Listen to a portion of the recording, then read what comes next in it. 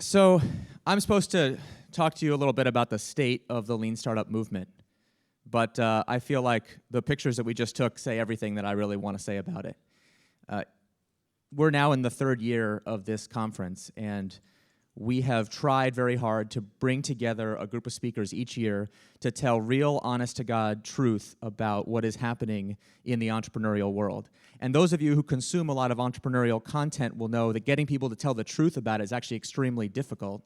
There's so much success theater and vanity metrics in the presentations. And what we have tried really hard with every speaker today to put the fear of God into them, that if they get up here and start doing success theater and vanity metrics, they're going to get booed from the audience. So I want you to make sure if you see vanity metrics, everyone start booing. It's okay. And I'll kick us off by telling you some of our vanity metrics that we're really excited about. Because, of course, it's really difficult. Thank you. Okay. I appreciate that, right? What is inciting to me about what we have accomplished together is not the thousands of books that we've sold and the hundreds of meetups that we have around the world and the thousands of you who are watching right now. To me, what has been profoundly moving is to see so many people in so many places around the world, not in the limelight, not talking to the press, not trying to get famous, but trying really hard to do the work of advancing the state of the art in entrepreneurship. That is what we are all about together. And when I travel and get to speak with people in the many Lean Startup meetups, that's what I see. And that's the work that really matters. So we hope that today you will be inspired by what you hear. We hope you will learn something that you can take back into your real life. But more than that, we hope you will actually do the work of trying to figure out which of these ideas work for you in your context and which of them, frankly, don't work. And regardless of whether you succeed or fail, if you learn something new, tell the rest of us, and we will make you famous. That's what we do. That's actually what this is all about. So I just want to do a quick show of hands. Who is completely new to the idea of Lean Startup today? People, just raise your hands. Okay, you're experiencing Lean Startup for the first time. Okay, if you're sitting next to someone who just raised their hand, would you just take a moment and welcome them?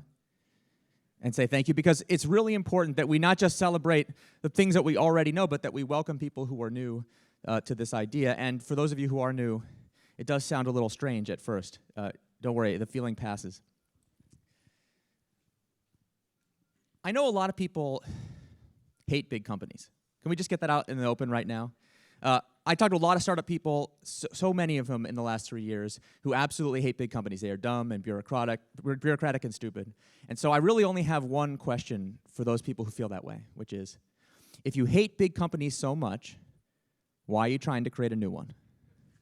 Okay, I want us to really think about this question because it's been on my mind a lot, especially this past year since the book came out. All of us are trying to create the thing that we say that we hate. But of course, we think that our big company will be different. Why? Why will our big company be different? Well, it's the same reason we used to think that our product will be different. We got such a great idea, and we're so smart, and we'll hire just the best people, that our people will inevitably overcome the bureaucracy and stupidity of large organizations. And guess what? Everybody who started a big company thought that. And yet, look around at the companies that we have today that we want to challenge. So the Lean Startup is more than just the parts that fit on a bumper sticker. I don't know if you've noticed, we have some pretty good bumper stickers. In fact, you can now buy T-shirts that say things like "Get out of the building." Anyone wearing a "Get out of the building" T-shirt right now? But yeah, we got quite a few. So you can get the bumper sticker stuff on actual bumper stickers now, and you can go on YouTube and you can watch that Extra Normal video about the drug dealer who wants to iterate more and more and more. If you haven't watched it, I highly recommend it. It's excellent parody. And listen, minimum viable product and continuous deployment. I mean, we are good at buzzwords and slogans.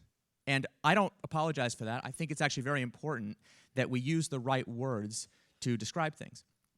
But where we are as a movement is moving beyond those initial successes into stuff that's actually much more complicated and frankly much more difficult. So I don't know if you've noticed, but I wrote a book recently. Thanks to my friends at Neo, every single one of you got one on your chair. So thank you, Neo. Appreciate that.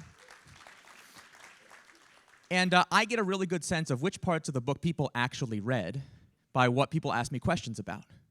And I would guess that something like 99% of all the questions I have ever been asked about the book have to do with the stuff that fits on a bumper sticker. So minimum viable product, continuous deployment, customer development, whether and how to pivot. And listen, those concepts are very important, but by volume, they're actually only a very small percentage of the work, of my work, and actually of many of the experts who have joined the movement. What people don't talk about are things like innovation accounting and engines of growth. About, okay, after we got the MVP in the field, how do we figure out if we're actually making progress as we do one MVP after another? What's next after we have our initial success? Are we done after we get to product market fit? Guess what? The answer is no. And that stuff is actually really difficult, and therefore doesn't fit on a bumper sticker, and therefore nobody wants to talk about it. But that's what we're going to talk about today. We have tried really hard to source speakers with new stories of lean startup ideas being applied in the more difficult environments, not the easy ones. That's what we want to talk about today. And so I'll leave you with one last idea that really is what's on my mind, that what we are trying to do is not just make random startups more successful and help you guys make more money. I mean, if that happens, great. I have no objection to all of you becoming very wealthy. But that's not really the name of the game. I believe our purpose is to try to create an ecosystem that builds really valuable long-term companies that are built to learn. We want to build the next Toyota, not just learn from the last one. And in order to do that, we have to master the discipline of entrepreneurship, what I call entrepreneurial management in the book. And of course, all the entrepreneurs who are listening to me right now are like, yeah, I know, of course I mastered the discipline of entrepreneurship. I'm an awesome entrepreneur, and I know you are, absolutely. But one day, you're going to have to hire at least one other person to work for you.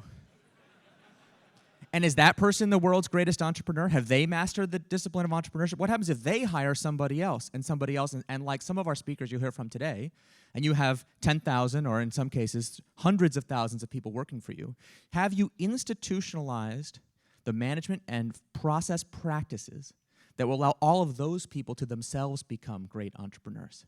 That is, when you create a big company, will you have created that which you hate, or will you have helped to build something fundamentally new on this earth, a company that is built for continuous innovation? That is the question we're going to try and grapple with today. And the way we're going to do it is we're going to start far afield from where Lean Startup began. I know a lot of you came to Silicon Valley for the first time or traveled a long way. Can we just get a quick show of hands? Who traveled more than 10 hours to be here? Right? Oh my God. Who traveled more than 15 hours to be here? Who traveled more than 20 hours to be here?